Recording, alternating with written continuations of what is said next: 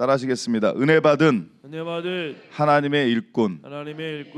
네, 오늘 제목을 은혜 받은 하나님의 일꾼이라는 제목을 통해서 같이 은혜를 나누고자 합니다.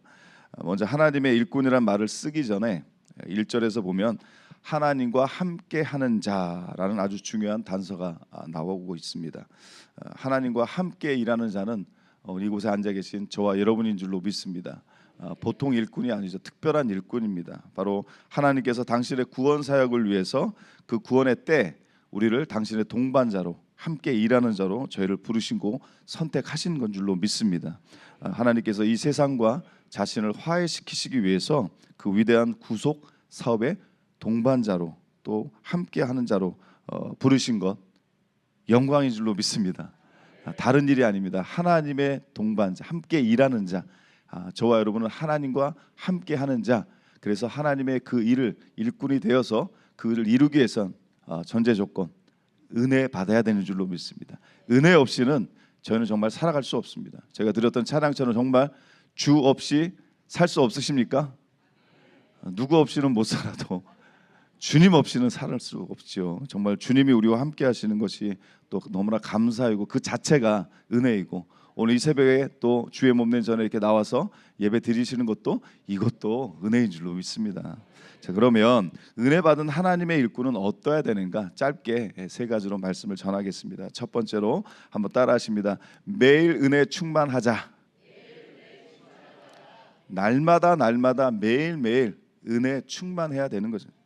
왜? 우리는 은혜 없이는 살 수 없기 때문입니다. 자동차도 기름이 다 달면 못 가잖아요. 그래서 항상 주유소 가서 기름을 채우잖아요. 그런 것처럼 우리도 은혜가 항상 예수 그리스도의 십자가의 은혜의 감격 늘 가득 채우시기 바랍니다.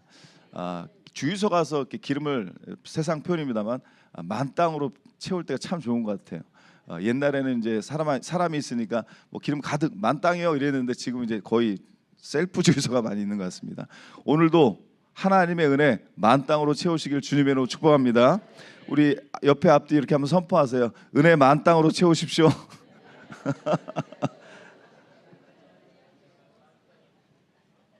우리 힘으로는 살아갈 수 없지만 그 받은 은혜가 너무 감격스러워서 그 받은 은혜가 너무 감사해서 그 은혜의 힘으로 저와 여러분 살아가는 줄로 믿습니다. 그렇기 때문에 어떨 때만이 아니라 매일매일 날마다 그 은혜가 충만해야 될 줄로 믿습니다. 하나님의 일꾼, 하나님과 함께 일하는 자, 바로 하나님의 일꾼은 은혜 받아야 되는 것입니다. 하나님의 은혜 없이는 단 하루도 살 수 없는 자가 바로 그리스도인이라는 것입니다. 세상은 돈 없이 살 수 없다고 막 얘기를 합니다. 명예 필요하고 권력 없이 살 수 없다고, 내가 원하는 환경이 돼야 산다고, 그 조건이 안 되면 나는 못 산다고. 그러나 우리는 예수 없이는 살 수 없는 하나님의 일꾼인 줄로 믿습니다.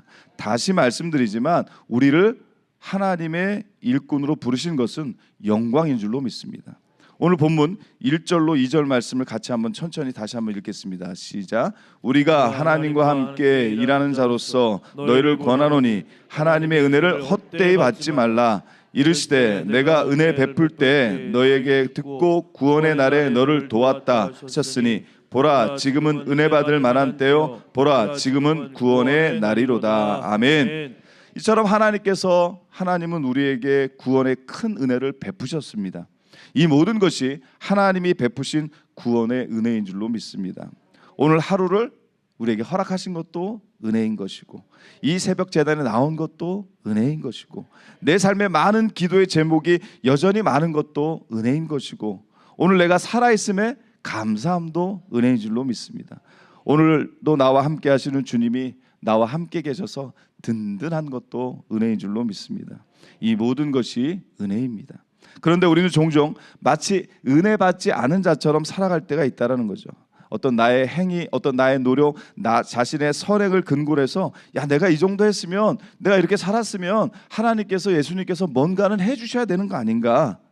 그러다가 그 기대가 성취되지 않으면 억울해하거나 절망하고 낙심할 때가 있습니다. 또는 하나님께서 더 이상 내 자신을, 하나님이 나를 버리셨나? 예수님이 정말 계신 거야? 정말 나를 사랑하시나? 사랑하지 않으시는 거 아니야? 라고 생각할 때가 있습니다. 이것은 하나님의 은혜를 헛되이 받은 것입니다. 사랑하는 성도 여러분, 매일 매일 날마다 하나님의 은혜를 붙들고 사시길 주님의 이름으로 축복합니다. 자, 그러면 두 번째로 은혜 받은 하나님의 일꾼은 어때야 되느냐? 두 번째 따라하십니다. 고난 속에서 은혜. 고난과 은혜는 함께 한다라는 거죠. 고난을 즐겨하는 분은 없을 겁니다. 그러나 그 고난 가운데는 하나님의 은혜가 반드시 임하는 것이고 그 고난을 통해서 그 영광을 맛보게 된다라고 성경은 말씀하고 있습니다. 은혜는 고난 속에 커지는 줄로 믿습니다. 정말 아멘이십니까? 은혜는 고난 속에서 커지는 줄로 믿습니다. 바울은 자신이 하나님의 일꾼을 증명하기 위해서 자신이 받은 그 고난을 나열하기 시작합니다. 오늘 본문 4절로 5절 말씀을 천천히 한번 읽습니다. 4절 5절 시작. 오직 모든 일에 하나님의 일꾼으로 자천하여 많이 견디는 것과 환난과 궁핍과 고난과 매맞음과 갇힘과 난동과 수고로움과 자지 못함과 먹지 못함 가운데서도 아멘. 이처럼 하나님의 일꾼에게는 이러한 어려움이 있다라는 거예요. 사도 바울도 그러한 어려움, 근데 그 어려움 속에서 불평과 원망, 그래서 나 이제 도저히 못하겠어요라고 하는 것이 아니라 더 믿음으로 나아간 겁니다. 고난은 하나님이 주신 사명을 감당하는 곳에, 하나님의 은혜가 있는 곳, 하나님이 주신 사명이 있는 곳엔 고난도 있다라는 것입니다. 왜 이런 고난, 왜 내게 이런 고난이 오지? 그 고난 가운데는 반드시 하나님의 은혜가 있음을 믿는 자와 그렇지 않는 자의 삶과 영혼은 차이가 있다는 것입니다. 예수님의 십자가에 고난이 없었다면 영광이 먼저가 아닙니다. 십자가에 그 고난이 있었기 때문에 십자가의 부활의 영광이 임했다라는 것입니다. 십자가의 죽음과 고난이 없이는 그 부활의 영광을 맛볼 수가 없는 것입니다. 하나님의 일꾼도 고난이 없이는 그 영광에 참여할 수 없다라는 것입니다. 사랑하는 성도 여러분, 고난은 그저 싫고 그저 영광만을 원하십니까? 저도 그렇죠. 고난보다는 그 영광을 더 누리고 싶죠. 그러나 이 고난이 반드시 이 고난 가운데 하나님의 영광이 임재한다는 사실을 증거하는 줄로 믿습니다. 하나님의 사람은요, 늘 말씀드리지만 또 제 스스로에도 다짐하지만 하나님의 사람은 광야에서 훈련받는 것입니다. 내가 광야와 같은 어려운 삶과 형편과 처지의 그 환경과 조건에 놓여있다 할지라도 하나님의 사람은 광야에서, 왜? 우리가 그동안 의지했던 것, 내 능력, 나의 알량한 지식, 내 노력의 어떤 결과물들, 어떤 물질, 세상적인 명예, 권력, 이것들, 사람 의지하는 것이 아니라 아무것도 의지할 수 없는 그 환경으로 우리를 몰아가셔서 결국 광야 가운데 하나님만 바라볼 수밖에 없는 상황으로 우리를 모시는 것, 비록 어렵고 힘든 고난의 시간이다 할지라도 그것이 은혜인 줄로 믿으시길 축복합니다. 사랑하는 성도 여러분, 광야를 통해 하나님의 그 약속의 땅, 그 광야를 통과하지 않고서는 그 약속의 땅 갈릴리 바다의 푸름을 결코 경험할 수 없다라는 것입니다. 더 믿음으로 힘내시고 더 믿음으로 고난 앞에 나아가시길 주님의 이름으로 축복합니다. 사랑하는 성도 여러분, 고난을 두려워하지 마시기 바랍니다. 왜냐하면 고난 가운데 하나님의 은혜가 함께 하시기 때문입니다. 고난이 고난으로 끝나는 것이 아니고 그 고난을 통해서 하나님의 은혜가 반드시 임한다고 성경은 말씀하고 있습니다. 더 분명히 말하면 하나님의 은혜는 고난과 함께 오는 것입니다. 로마서 8장 17절로 18절 말씀을 같이 한번 읽도록 하겠습니다. 시작. 로마서 8장 17절로 18절. 자막이 준비 안 됐나요? 제가 읽도록 하겠습니다. 자녀이면 또한 상속자 곧 하나님의 상속자요 그리스도와 함께 한 상속자니 우리가 그와 함께 영광을 받기 위하여 고난도 함께 받아야 할 것이니라. 생각하는데 현재의 고난은 장차 우리에게 나타날 영광과 비교할 수 없도다. 아멘. 영광을 받기 위하여 고난도 어떻게 함께 받아야 한다라고 성경은 말씀하고 있어요. 하나님, 고난 싫어요, 저 고난 안 받을래요, 이것이 아니라 그 영광에 임하기 위해서, 영광을 받기 위해서 전제 조건 고난도 함께 받아야 하느니라. 고난이 있다 할지라도 절대 포기하지 마시고 낙심하지 마시기 바랍니다. 그 고난 가운데 약속하셨잖아요. 은혜가 반드시 임하신다고 약속하심을 믿습니다. 그 고난을 이길 수 있는 그 비결은 역시 말씀에 있습니다. 오늘 본문 6절로 7절 말씀 읽도록 하겠습니다. 6절로 7절 시작. 진리의 말씀과 하나님의 능력으로 의의 무기를 좌우에 가지고 영광과 욕됨으로 그러했으며, 제가 6절로 7절인데 7절부터 읽었죠. 다시 읽겠습니다. 사람이 이렇게 실수도 해야지 너무 완벽하면 재미없어요. 자, 6절 다시 읽습니다. 6절 시작. 깨끗함과 지식과 오래 참음과 자비함과 성령의 감화와 거짓이 없는 사랑과 진리의 말씀과 하나님의 능력으로 의의 무기를 좌우에 가지고 아멘. 제가 그냥 고난과 은혜를 강하게 얘기하다 보니까 혼자 이렇게 오버했습니다. 자, 그 고난은 이기는 길을 성경은 말씀하고 있습니다. 성령의 역사와 하나님의 능력이 함께 하십니다. 하나님의 말씀을 의지하고 그 거룩한 지식을 우리가 의의 무기로 사용하시길 축복합니다. 고난은 나의 힘으로 나의 능력으로 통과할 수 없는 거죠. 주 없이 살 수 없어. 왜? 나는 힘없고 부족하기 때문입니다. 그걸 내가 인정하고 하나님이 하시면 될 줄로 믿습니다. 사람이라면 사람의 일로 끝나지만 이 새벽에 나와서 기도하시면 사람이 기도하면 하나님이 일하심을 우리가 믿고 기도하니 하나님께서 그 믿음 가운데 역사하실 줄로 믿습니다.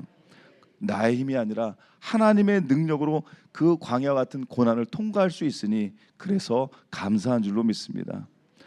그래서 고린도후서 오늘 앞에 보면 4장 6절로 7절로 9절 10절 말씀에 보면 우리가 이 보배를 질그릇에 가졌으니 이는 심히 큰 능력은 하나님께 있고 우리에게 있지 아니함을 알게 하려 하십니다. 그 능력 비록 볼품없는 힘이 없는 연약한 우리지만 그 안에 보배 그리스도가 함께 하시고 성령이 내 안에 계시니까 그 능력은 하나님께 있다라는 거예요. 그렇게니까 우리가 사방이 막 우겨싸임을 같은 문제 앞에서도 쌓이지 않고 박해를 받아도 버림받지 않고 우리가 거꾸로 뜸을 당해도 망하지 않고 우리가 예수의 죽음을 몸에 짊어지면 예수의 생명이 또한 우리 몸에 나타나게 하려 하심이라.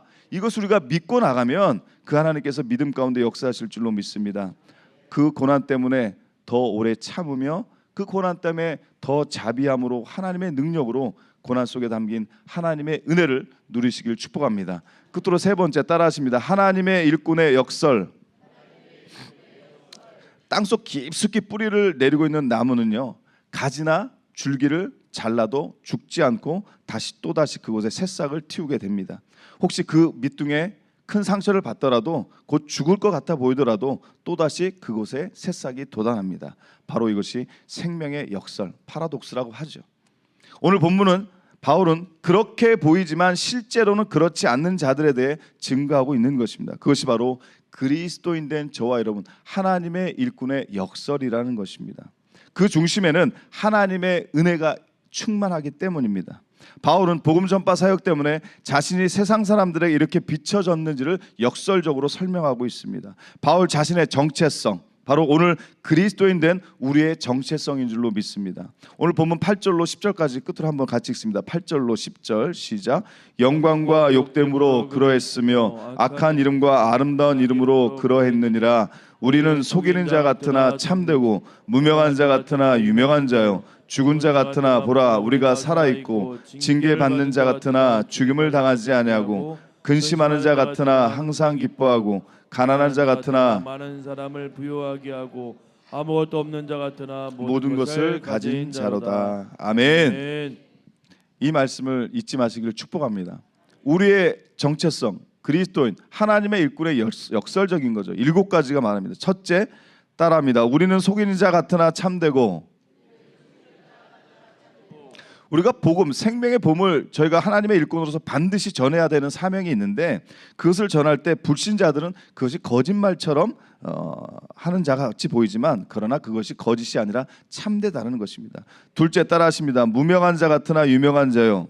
무명한 자 같으나 유명한 자요. 자, 셋째 죽은 자 같으나 보라 우리가 살아있고 죽은 자 같으나 보라 우리가 살아있고 넷째 징계를 받은 자 같으나 죽임을 당하지 아니하고 징계를 받은 자 같으나 죽임을 당하지 아니하고 다섯 번째 근심하는 자 같으나 항상 기뻐하고 근심하는 자 같으나 항상 기뻐하고 여섯째 가난한 자 같으나 여섯째 어디 있죠?